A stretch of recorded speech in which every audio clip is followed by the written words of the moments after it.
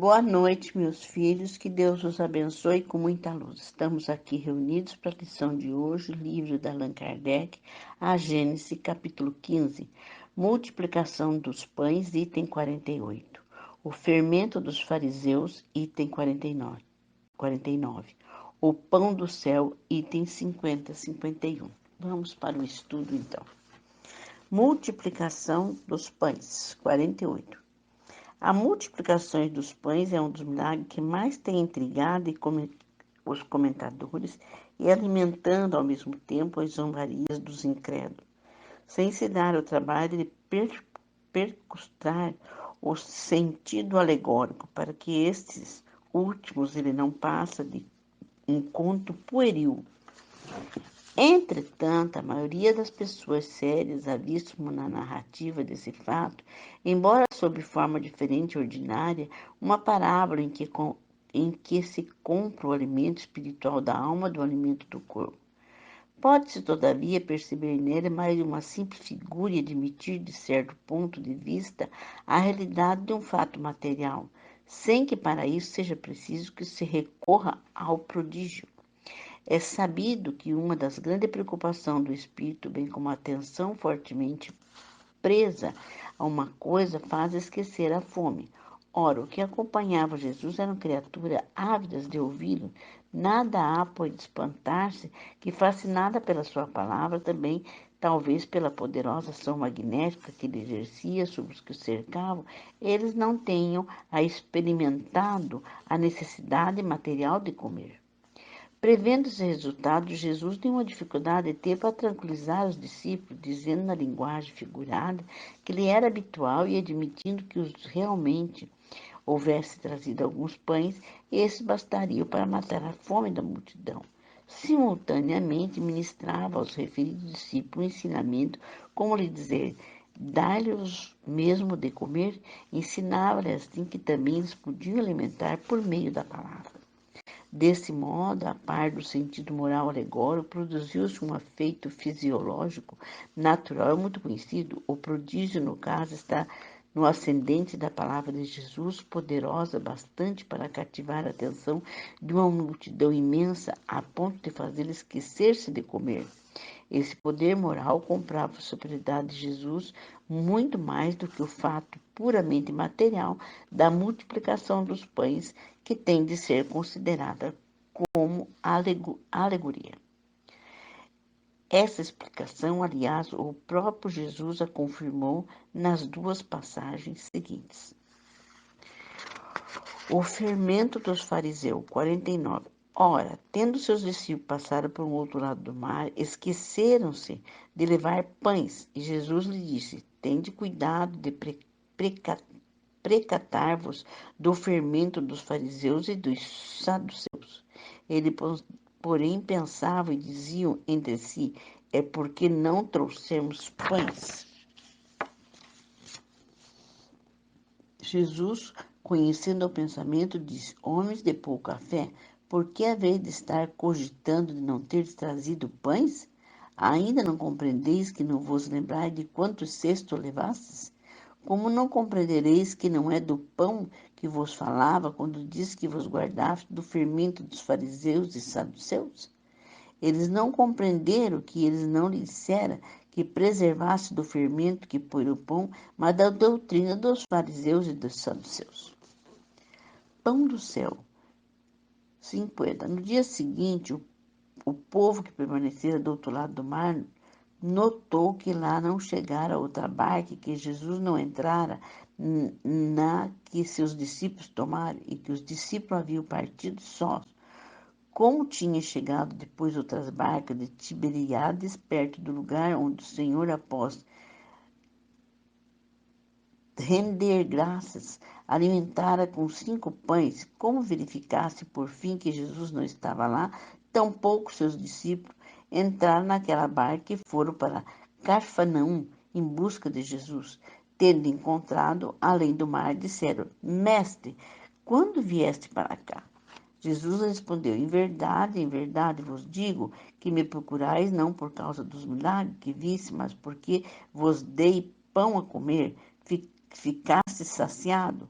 Trabalhei por ter não alimento que parece, mas que dura para a vida eterna, e que o Filho do Homem vos dará, porque foi nele que Deus Pai imprimiu seu selo e seu caráter.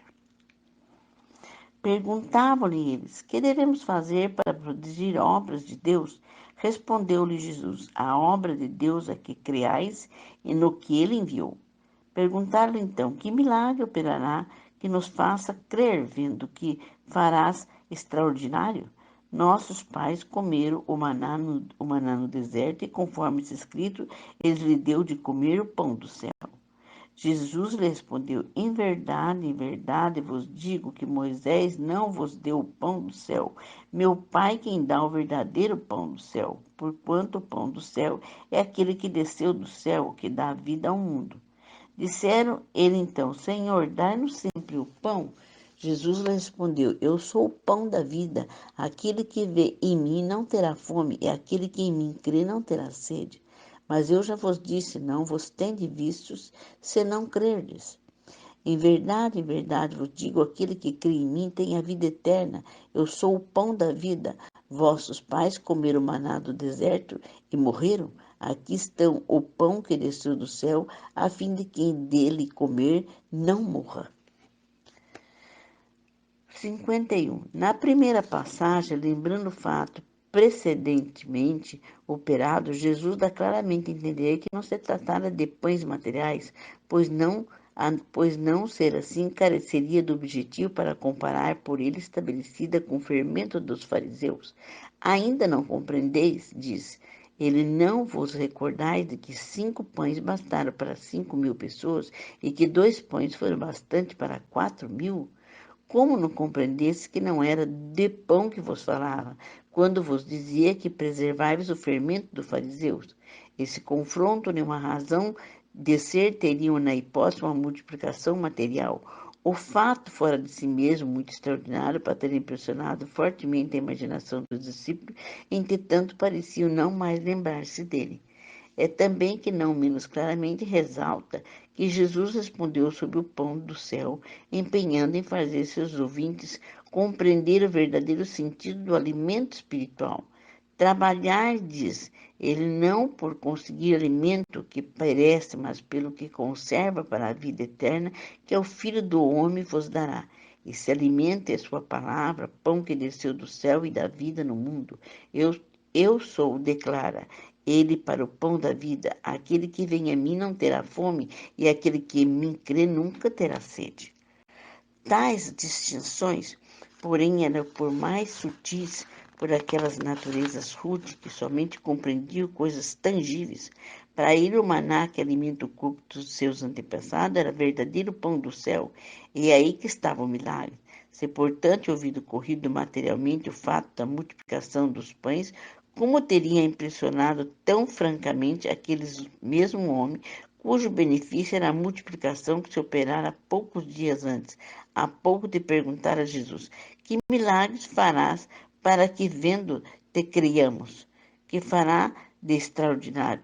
Eles entendiam que o milagre, os prodígios que os fariseus pediam, isso é sinal que aparecesse no céu por ordem de Jesus, como pela varinha de um mágico. Ora, o que Jesus fazia era extremamente simples e não se afastava da lei da natureza. As próprias curas não revelavam caráter muito singular, nem muito extraordinário para eles. Os milagres espirituais não apresentavam grande vulto. Bem, meus filhos, essa lição está falando da multiplicação dos pães, o fermento dos fariseus e o pão do céu. A multiplicação dos pães, quando Jesus estava numa reunião que tinha mais de 5.000 homens, e nós sabemos que com aquele 4, 5 pães ele alimentou tudo, mas tudo isso é parábola, né? A gente sabe que ele alimentou hoje realmente, mas o que Jesus queria dizer que a palavra de Deus, quem vive a palavra de Deus não tem fome nem sede, porque é o alimento espiritual. E as pessoas ficavam tão embevecidas, ficavam tão envolvidas que esqueciam até da fome. E isso é natural, quando nós estamos muito envolvidos em alguma coisa, a gente esquece mesmo da fome, né? Às vezes, quando eu estou tão envolvida no meu trabalho, às vezes quando eu vejo, já passou a hora do almoço, já passou o horário de tudo, porque a gente esquece da fome. E eles ficavam tão envolvidos com a palavra de Deus, né, que não dava fome. Mas o que Jesus quis dizer que a fé transforma. E que aqueles pão, entendeu? Saciou a fome de 5.000 homens, né? Mas era filho de Deus que estava ali, era Jesus. Ele veio aqui para fazer isso e para fazer isso, para que o povo tivesse o entendimento que ele estava ali passando e ele era filho de Deus. Entendeu? E o fermento dos fariseus, o que quer dizer o quê? O alimento, porque as pessoas que trabalham para com Deus, que trabalham com Deus, esse alimento não falta, é o alimento da fé. É o fermento, é o alimento da fé. Quem tem fé em Deus, certo? Ele é alimentado em todos os sentidos da vida. A fé em Deus nos dá equilíbrio, nos dá paz, nos dá luz, nos alimenta, porque é a palavra do Senhor. Esse que é o pão do céu, né? Que as pessoas falam. E na época de Moisés que veio o pão do céu, né? E vinha para eles poderem fazer o pão. A verdade era essa, entendeu? Mas Jesus nunca abandonou seus filhos, nunca. Então, o que Jesus quer dizer que aquele que crê, aquele que realmente vive com Deus, ele não tem essa fome material que o povo tem hoje. Aquele que vive com Deus, o pouco que ele tem, ele se torna rico. Ele não precisa de tanto materialismo. Quando você conhece a palavra de Deus, você já é cheio de vida. Você é cheio do Espírito Santo. Tudo te alegra e tudo te dá felicidade. Você é uma pessoa satisfeita, uma pessoa saciada, uma pessoa sem fome. A pessoa que não vive a palavra de Deus, certo? Que não vive o pão de Deus, que é o dia a dia, é uma pessoa completamente desequilibrada, uma pessoa completamente que está desajustada, uma pessoa que nada a satisfaz. Mas estar com Deus, você não sente nem fome nem sede, não sente a necessidade e a luxúria desse mundo. Você fica no seu cantinho com grande tranquilidade, vendo tudo o que está passando, mas tranquilo, porque está alimentado com a palavra de Deus. É a lição de hoje, meus filhos. Que Deus os abençoe com muita luz. Nesse momento eu peço a Jesus que fluidifique as vossas águas, colocando o remédio necessário, colocando os anticorpos, a vacina necessária, que vocês sejam blindados em nome de Deus para que nada vos ataque, principalmente esse vírus, para que vocês sejam curados em nome de Deus, vocês e seus familiares. Que Deus os ilumine sempre. Que haja cura em nome de Jesus. Também vos peço neste momento, Senhor, que seja dado, que vós fazendo a visita em todos os hospitais, que haja cura em teu nome, para aqueles que têm merecimento, mas que tudo seja feito segundo a tua vontade. Também vos peço, Senhor, para o corpo médico, pelos enfermeiros, pelos atendentes, pelos técnicos, que eles sejam envolvidos na luz do Senhor, que eles sejam protegidos, senhores, e revigorados para manter o seu trabalho. Mas também vos peço, Senhor, que teu semblante, a tua face, esteja sobre esses médicos, esses enfermeiros, esses técnicos, porque os nossos irmãozinhos ao partirem sintam a tua presença. Como vos peço por todos os irmãozinhos que já partiram, que sejam levados para as escolas espirituais, para os hospitais e sejam prontamente atendidos. Também vos peço para o grupo Dona Luz, para que eles sejam protegidos, que eles tenham sabedoria, que tenham entendimento da palavra de Deus, que sejam saciados do alimento da fé, que cada um tenha dentro de si esse equilíbrio, essa fé verdadeira em Deus, para que vocês se sintam equilibrados em paz e luz. Neste momento, também peço para o grupo Dona Luz se soltar no universo e vamos circular o planeta Terra todos juntos e vamos vibrar muita luz, mas muita luz para o planeta Terra, para que ele seja libertado de todas as forças negativas, para que esse vírus não tenha mais força nem poder, mas que o planeta Terra seja libertado, assim como a humanidade. Pai nosso que estais no céu, santificado seja o vosso nome, venha a nós o vosso reino, seja feita a vossa vontade, assim na terra como no céu.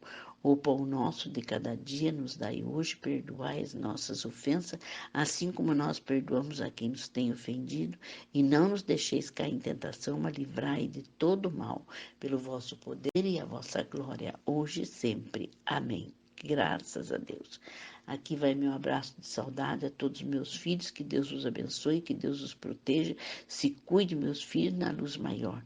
Aqui vai um abraço, um beijo nos vossos corações dessa mãe que os ama muito. Boa noite a todos.